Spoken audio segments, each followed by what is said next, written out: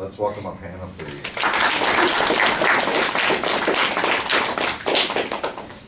They've shuffled their way onto the silver screen, the Broadway stage, in video games, and annually on the streets of Manhattan, San Francisco, and Minneapolis. Zombies, it seems, are everywhere. Now that is a quote by Sean McIntosh, the assistant professor of English and Communications at the Massachusetts College of Liberal Arts. He's absolutely right. They are everywhere, especially around Halloween time. You should listen to me because I can show you how to make the best wounds for your zombie costume. In this speech, I will demonstrate how to apply scar putty and liquid latex, how to make the wound appear bloody, and also how to create the dead skin around the outside of the wound. All right, so the first thing that we're going to start with is liquid latex and scar putty.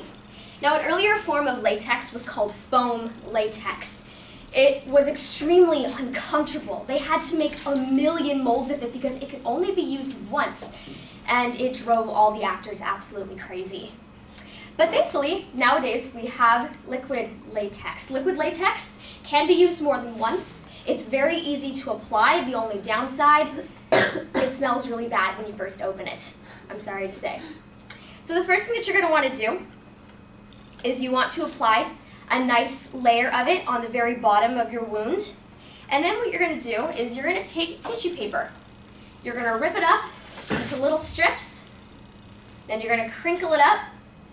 And you're going to put it on the wound. This gives it a nice bumpy effect. Now for this demonstration, I only did about one layer, and as you can see, it already made it look nice and rigid and ripped up inside. So the next thing that you're going to do is you're going to apply the scar putty. Scar putty is also easy to remove. It's easy to apply. Before you apply it though, what you're going to want to do is you're going to want to take some Vaseline lotion and rub it on your fingers, but not too much because the reason why you put it on is so that the scar putty does not stick to your hands, but if you put on too much, it will not stick to your skin. Alright, so we take it out, we roll it into little strips, and apply it around the edges. Alright, so now that I've shown you how to apply the liquid latex and the scar putty, we're going to move on to making it look bloody. So what I did to make the blood look kind of aged and gross is I mixed it with black.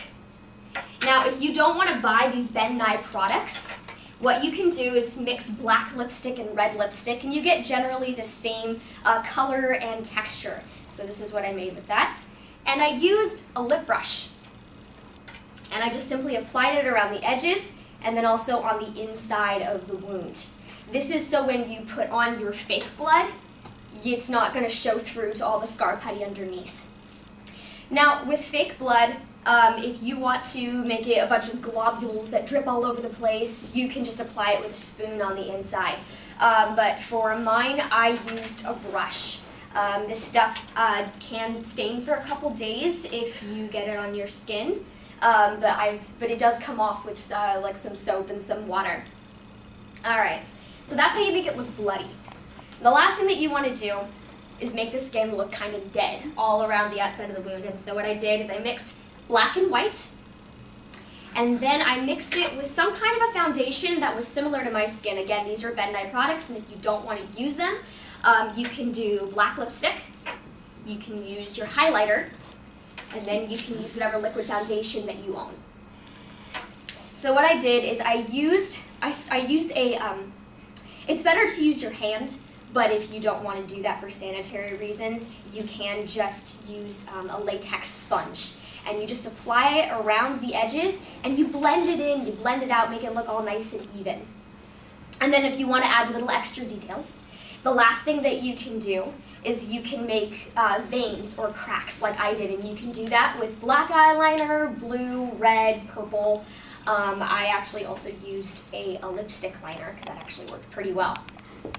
All right, so in this speech, I demonstrated how to create zombie makeup.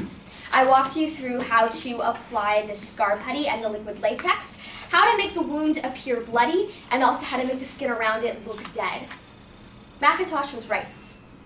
Zombies are indeed everywhere, and now the nearest place that you can find them is in your own mirror.